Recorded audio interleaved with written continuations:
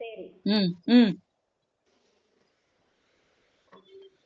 மனித உடல் மனிதனுக்கு உயிரும் உணர்வும் மிக மிக முக்கியம். மனிதனுக்கு உயிரும் உணர்வும் மிக முக்கியம். அகநிலையில் சிவம், அது கழுத்துக்கு மேல உள்ளது சிவம். உடலுக்கு உடலும் புறநிலையில், அதுக்கு புறநிலையில் ஓம் என்ற எழுத்து கழுத்துக்கு கீழே அந்த ஒலி தொண்டையிலேருந்து ஒலி வருது பாரு, அது மிக முக்கியம். புற ஆகாச வண்ணமே அகாரமாகவும் முதல் எழுத்தாய் விளங்கி உயிர் உணர்வு உகாரமாய் இருந்து மகர மெய் ஒலியாய் முடிவில் அனுபவிக்கின்றது. அப்பதான் மகர ஒலியா மாறுது அப்படின்றது. இந்த அகரம் மகாரமா வரும்போது இந்த ஞானாகாசம்னு ஒண்ணு இருக்கு, சிதாகாசம்னு ஒண்ணு இருக்கு. சிகர எழுத்தாய் கொண்டு இதிலிருந்து எழுந்து புலப்படும் ஜீவ ஆகாசம் வாசியே வகர எழுத்தாகவும் கொள்ளப்படுகிறது. இந்த வாசியின் முடிவில் தான் சித்திப்பது சிவம். அம்பு என்றால் தண்ணீர், ஜம் என்றால் தோன்றுதல்.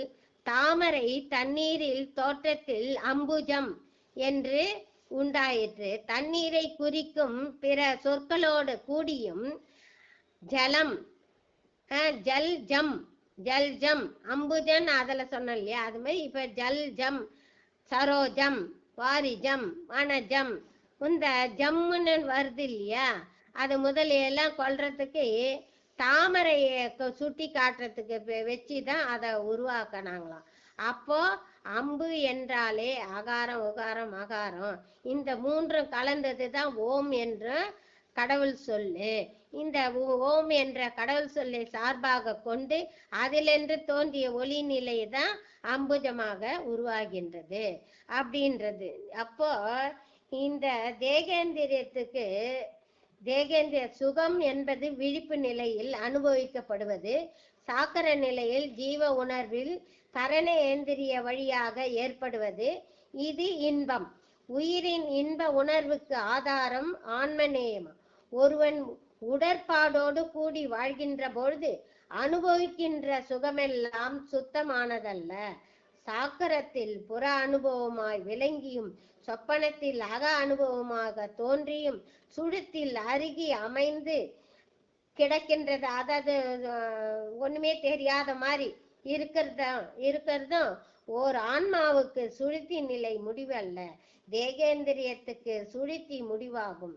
சாதாரணமா இந்த உடம்புக்கு தான் சுழுத்தி முடிவு. ஆகையால் ஆன்மா அனுபவ நிலையை தேறியவன் சுழுத்தியில் ஒடுங்கி ஒழியாது மேல் சுத்த ஆன்மா உணர்வோடு நிலவுகின்றான். அப்போ அவனோட துரிய நிலை இதுதான். அவனுக்கு அந்த ஞானியா இருக்கிறவனுக்கு துரியாதீது துரிய நிலை அப்படின்னு சொல்றது. இந்த நிலையில் இருக்கும் பொழுது ஏற்படுகின்ற சலனமற்ற நினைப்பு, மறுப்பில்லாத அமைதி உணர்வு துரியானந்தம் ஆகும். அப்பா அந்த நிலையில ஞானிக்கு துரியாதீத நிலையதான் சிறந்தது. சாதாரணவனுக்கு சுழித்தில இருக்கலாம், சாக்கரத்துல இருக்கலாம், விழிப்புல சொப்பனத்துல இருக்கலாம் அப்படின்றது. இது முக்கியமான விலை. அததான் சிவன் சக்தி இரண்டும் கலந்த உண்மை விளக்கம். அதாவது பரன் பறை, ஆண் பெண், விந்து நாதம், ஒலி ஒளி, பரம் அபரம், பரநிலை ஆணியல், அபரநிலை பெண்ணியல், அகப்பொருள் அகத்தே உள்ளது, புறப்பொருள் புற வடிவில் உள்ளது, சேதன பெருநிலை அறிவுக்கு பீடமாக இருப்பது பொறி உடம்பு. இந்த ஜோதி ஆதனம் இவ்வுடல் ஒரு கண்ணாடி. எப்படி மின் இழை பல்புன்னு பல்பு கரண்ட்ல அந்த ஹோல்டர்ல ஃபிட் பண்ண உடனே பல்பு இழை எப்படி பிரகாசிக்குதோ அது மாதிரி இந்த ஆணியல்ல பெண்ணியல் இயங்கும் போது ஆண் பரன் பறையாவத சக்தி பறை சக்தி இரண்டு சேர்ந்து இயங்கிறது தான் அத சிவர் சக்தி நிலை அப்படின்னு உணரப்படுகிறது. இப்போ ஆவி என்பது ஸ்தூல தேகம் அல்லது பருவுடலுக்கு உள்ள விளங்கும் உயிர் வடிவம். ஆன்மா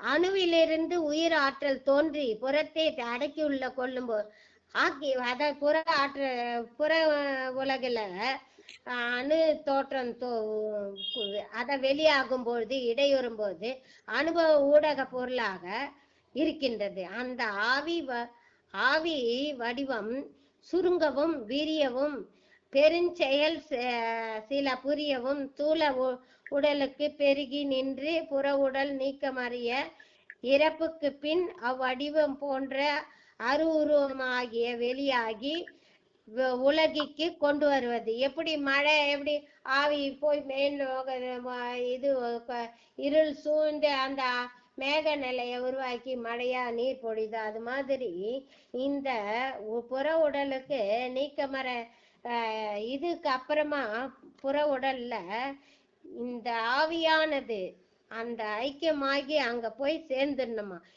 ஒடுங்கணுமா, அதே மாதிரி ஒடுங்கணும். அப்போ இதுக்கு மூல பிறவி மார்க்கம்னு ஒண்ணு இருக்குது, பிறவி அடங்கும் வழின்னு ஒண்ணு இருக்குது. மூல பிறவி மார்க்கம் அடைய பறை அசைய பிந்து அசையும், பிந்து அசைய குண்டலி அசையும், குண்டலி அசைய மூலம் அசையும், மூலம் அசைய பிராணன் அசையும், பிராணன் அசைய சித்தம் அசையும், சித்தம் அசைய மனம் அசையும், மனம் அசைய இந்திரியம் அசையும், இந்திரியம் அசைய இக்கருவி அதை ஈகத்திற்கு பிறவி அதிகமாக உருவாகும் அப்படின்றது. அதாவது எப்படி பிறவி மூல பிறவி மார்க்கம் எப்படி உருவாகுதுன்னா இதுதான். முதல்ல அந்த ஆண் பெண் அந்த பறை ஞானம் அத சிவன் சக்தி அந்த பறை பரம் பறைன்னு சொல்றோம் இல்லையா, அது அசைய பிந்து அசையுது, பிந்து அசையுது. இதெல்லாம் பிறவியோட எடுக்கிறதுக்கு மூல காரணம். பிறவி அடங்கும் போது இப்ப பிறவி எடுத்த அந்த மனிதன் எப்படி ஒடுங்குறான் அப்படின்றது, பிறவி அடங்கும் போது எப்படி அடங்குது அப்படின்றது. அப்போ ஒரு மரணம் ஒருத்தர் மரணத்தின் போது அவனுக்கு எப்படி என்னென்ன ஒடுங்குது அப்படின்றத கண்டுபிடிக்கிறது. இந்திரியம் அடங்க கரணம் அடங்கும், கரணம் அடங்க பிராணன் அடங்கும், பிராணன் அடங்க மூலம் அடங்கும், மூலம் அடங்க குண்டலி அடங்கும், குண்டலி அடங்க பிந்து அடங்கும், பிந்து அடங்க பறை அடங்கும், பறை அடங்க பரிசுத்த பிரம்மமா ஆயிடுவாங்க. அப்போ எல்லாமே ஒடுங்கி போச்சுன்னா அங்க மிஞ்சி இருப்பது பிரம்மம் ஒன்றே தான். அப்போ பிரம்மம் மேல ஐக்கியமாயிடுறாங்க, அப்போ முக்தி அடைஞ்சிடுறாங்க. அப்போ இந்த ஆவி வடிவம் ஒரு சிலருக்கு புலனாவதும் ஒரு சிலருக்கு உட்புகுந்து அன்னோரை தன்வயமாக சில காலம் விளக்கி அத விளங்க அறிவு கூர்மையான விளக்கி தனக்கு தானே விளங்க செய்வதும் பின்னர் நீங்கி விடுவதும் உண்டா. அப்போ தோற்றுவிக்கிறதும் அவன் செயல், அடக்கி வைக்கிறதும் அவன் செயல். அதுதான் சிருஷ்டி திதி லயம் அப்படின்றது. அப்ப நமக்கு அறிவு கூர்மையான புத்தியை கொண்டு அதை விளங்க செய்யறாரு. அதே அந்த அறிவு கூர்மை ஒடுக்க நிலை வரும்போது அதை மங்க செய்து அதை அறிவு ஒடுக்கி விடுறாரு, நீக்கி விடுவதும் உண்டாம். இவ்வடிவங்களை தெய்வீக தன்மை கொண்டவனுக்காகவும் தெய்வமாகவும் கருதி போற்றி வழிபட்டு சிற்சில பயன் அடைந்து விட்டு அருளியர் கடவுள் உண்மையை உள்ளபடி அறிந்து அடையாது வீணாக போய்விடக் கூடாது.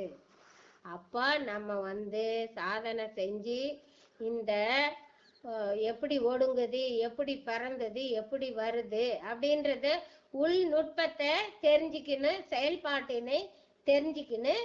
அத பொருள் சக்தி எப்படி உருவாகுது, கிரியா சக்தி எப்படி உருவாகுது, ஞான சக்தி எப்படி உருவாகுது, யோக சக்தி எப்படி உருவாகுது, அருள் சக்தி எப்படி உருவாகுதுன்னு நம்ம ஆன்மாவை தனித்து நின்று வாட்சி பண்ணி அந்த ஒளி ஊடகங்களை நம்ம ஊடுருவி சென்று அதில் ஐக்கியமாக்கணுமா.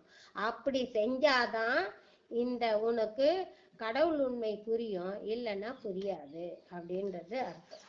அப்போ பொருள் சக்தி உருவங்கள், கிரியா சக்தி இயக்கங்கள், ஞான சக்தி உணர்வுகள், யோக சக்தி சித்திகள், அருட்சக்தி அருள் உண்மைகள், இந்த மாதிரி உனக்கு தனித்தால் மகாசக்தி உனக்குள்ளே வந்து உருவாகி அதை செயலாக்கும்.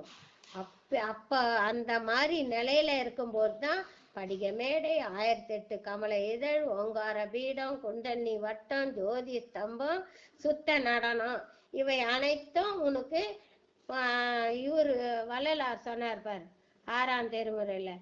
அது அந்த மாதிரி உனக்கு படிக மேடைன்னா எப்படின்றது தெரிய வைக்கும். 1008 கமல எதுன்னா அந்த புரிய வைக்கும். ஓங்கார பீடம்னா எப்படின்றது தெரிய வைக்கும். குண்டலி வட்டம்னா என்னன்றத உணர வைக்கும். ஜோதி ஸ்தம்பம்னா எப்படி உனக்கு நேர்கதி ஈரேழு 14 லோகத்தையும் கடந்து சென்ற அந்த சக்கரத்துக்கு நேர் ஸ்தம்பம், நேரா கீத்து மாதிரி போகும் ஒலி. அந்த ஜோதி ஸ்தம்பம்னா என்னன்னு தெரிய வைக்கும். இந்த அத்தனையும் கடந்த நிலையில தான் நீ பரமனோட ஐக்கியமாயிடுற. அதுதான் பரபிரம்மத்துக்கு சமமா ஆகிறதுனால அந்த பரபிரம்மே நீயே அது ஆகிற, சுத்த நடனமா ஆயிடுற அப்படின்ற வடிவத்தை நீ உனக்குள்ளே புரிஞ்சுக்கணும் அப்படின்றது. இது அருட்பெரு ஜோதி தனி பெருங்கருணையில இவர் சொன்னாரு. யாரு? ஜோதி ராமலிங்க அடிகளார். அது அவரோட நிலையில அதை உணர்ந்த அங்க வள்ளலார பார்க்க போனும்போது தியானம் பண்ணும்போது அந்த நிலைய உணர்ந்த. அதுக்குதான் இது. இப்போ நம்ம கடவுளை ஒளி வடிவாய் புறத்தை பாக்குறது அக்னி, சூரியன், சந்திரன், நட்சத்திரம் சொல்றோம் இல்லையா. அகத்தை அறிவு உணர்வாயின் பார்க்கும்போது ஆன்மா, ஜீவன், கரணம், இந்திரியம் சொல்றோம் இல்லையா.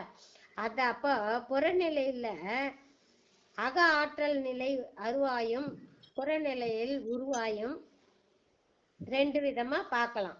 அருவமும் உருவமாகி அனாதையாய் பலவாய் ஒன்றாய் பிரம்மமாய் எப்படின்றத நம்ம பார்க்கலாம். அப்ப அகநிலையில் புறநிலையில உருவத்தின் மூலம் பார்க்கிறோம். அகநிலையில ஆற்றல் மூலமா நம்ம உணர முடியுது. அப்ப சூரியன் புறத்தோதியால் புற இருளை போக்க முடியும். மனித உள்ளத்தில் அறியாமை என்ற இருளை போக்க புற சூரியனால் சிறிதும் முடியாது. அகத்தில் உள்ள சூரியனால் தான் உன்னோட அக இருள் மறையும். அது ஆணித்தரமா அடிச்சு சொல்லலாம். அதாவது நீ தியானம் பண்ண பண்ண பண்ண உனக்குள்ளே ஒரு பிரகாசம் தோன்றுது பார், அதுதான் அகசூரியன். அந்த பிரகாசத்தின் மூலமா தான் உன் அறிவு கூர்மை வெளிப்படும். அறிவு கூர்மையால தான் உன்னோட அறிவு ஞானத்தால ஞான சூரியன் உனக்கு முன்னாடியே தோன்றும். அப்ப இந்திரிய உணர்வு, கரண உணர்வு, ஜீவ உணர்வு, ஆன்ம உணர்வுன்னு உனக்கு விளக்கம் அதுவே கொடுக்கும். இந்திரியத்து மூலமா இது, கரணத்தின் மூலமா இது, ஜீவன் மூச்சு காற்று விடுவதால உள்ள மூலமா இது. அப்ப ஆன்மா ஜொலிக்கிறது அந்த சகசாரத்துல 1008 கமலத்தோட இப்படி ஜொலிக்குது அப்படின்றது அந்த உணர்வு. அவங்க மொத்தத்துல இத்தனையும் கடந்தது அந்த அளவில் நட்சத்திர ஒளி, சந்திர ஒளி, சூரிய ஒளி, அக்னி ஒளி, அந்த மாதிரி உனக்கு ஆன்ம ஜோதி நல்ல பிரகாசமா கடவுள் உண்மையை உணரட்டும். அதுதான் ஞானி நிலை அப்படின்றது. அப்போ ஞானியாகப்பட்டவன் எப்படி உடலை கடக்கும் போது இந்த உணர்ச்சி உடல் செயல்பாடு எதுவும் கிடையாது. உணர்வுகளை கடக்கும் போது என்ன வெளிப்பாடு உனக்கு உள்ளே இருக்கும். அறிவு, அந்த ஆசை எல்லாமே உன்னை விட்டு விலகிடுது. உயிர் ஆற்றல் பெறும்போது அந்த ஆணவம், கர்மம், ஞானம், அந்த இது எல்லாம் மறைஞ்சு உயிர் ஆற்றல் பெறும்போது உரும் அந்த பிரம்மமா ஜோதியா தான் தெரிவ. எல்லாத்தையும் கடந்துட்டு பொருள் உலகம் இல்லை, எண்ண உலகம் இல்லை, உணர்ச்சிகள் இல்லை, எல்லாத்தையும் கடந்தவன் ஒன்றே, பிரம்மம் ஒன்றே. அவன் பிரம்மத்துக்கு சமமாக ஆகிவிடுகிறான். அப்பதான் அப்படியேப்பட்ட அந்த பிரம்ம நிலையை உணர்ந்தவன் அவன்தான் ஞானி அப்படின்றது இது.